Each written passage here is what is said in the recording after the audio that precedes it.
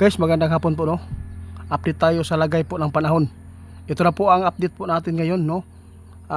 Si kaibigan, siya po talaga ang nagpunta dito kasi may ibabalita po siya sa atin. Sana po ay mapapakinggan po ninyo ito. Dahil po yung nakikita ng ating kaibigan, nung isang araw ipinapaabot po niya yung bagyong uwan, may kasunod daw. Pero may magandang nakikita ang ating mga kaibigan tungkol po dito, kaibigan. Ha?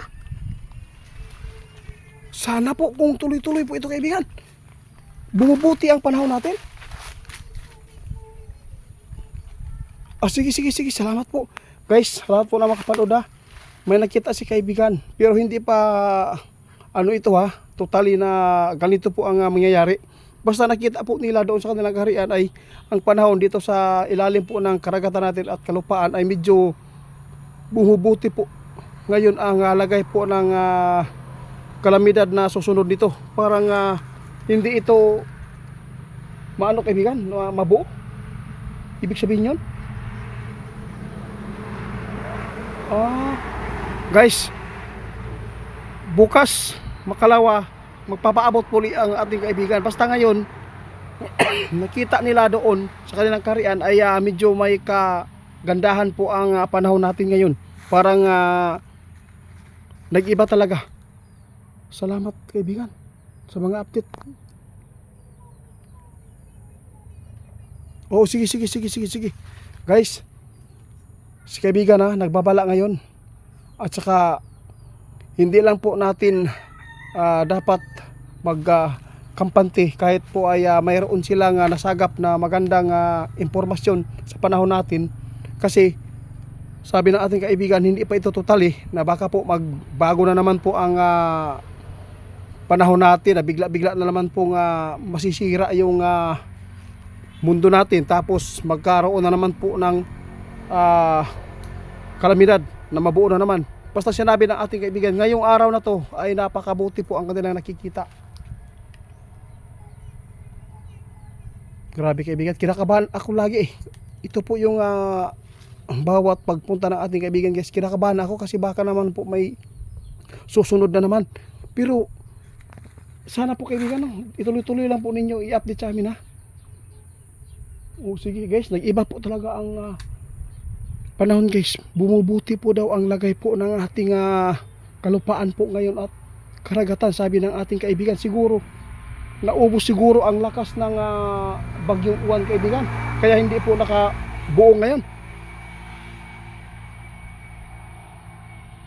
Sige guys, alis na po si kaibigan ha. Alis na po si kaibigan ngayon.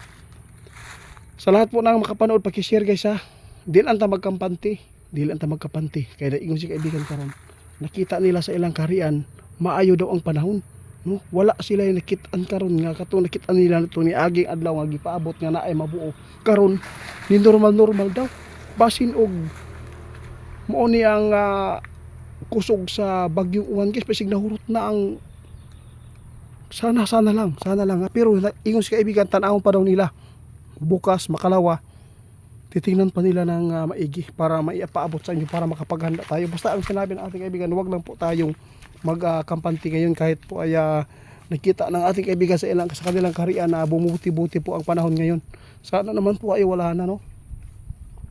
Sana po ay wala nang kasunod pa sa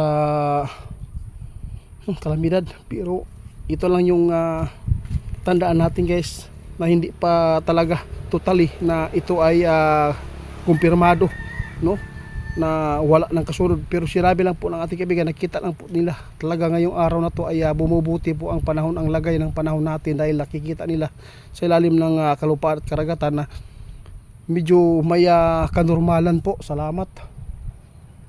Ito po ang aming video ngayon na magbibigay po ng inspirasyon sa inyo.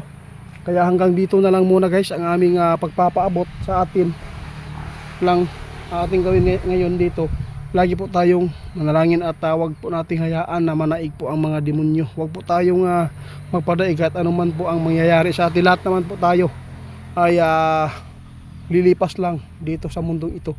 Basta ang sa amin, nakapagbigay kami ngayon ng magandang impormasyon na nakuha ng ating mga kaibigan.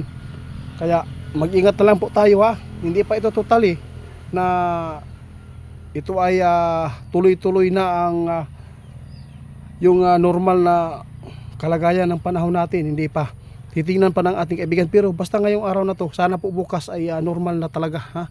Sana ito po ang ating panalangin, na sana wala na pong mga mangyayari pang mga kalamidad dahil po sa dami pong mga tao naghihirap at nawalan po ng bahay, nawalan po ng mga anak, nawalan po ng mga kamag-anak.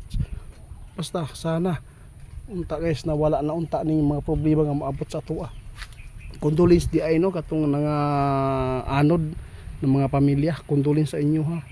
Sa tinuod lang guys, kung nihawa pa lang yun unta mo sa mga dool sa sapa, dool sa dagat, kung nihawa pa lang mo unta, kung nag-ato pa lang unta mo sa mga bungtod nga mga area nga dili maabot og baha, kana unta dili unta may tabo ang ingana kadagan nga mamatay.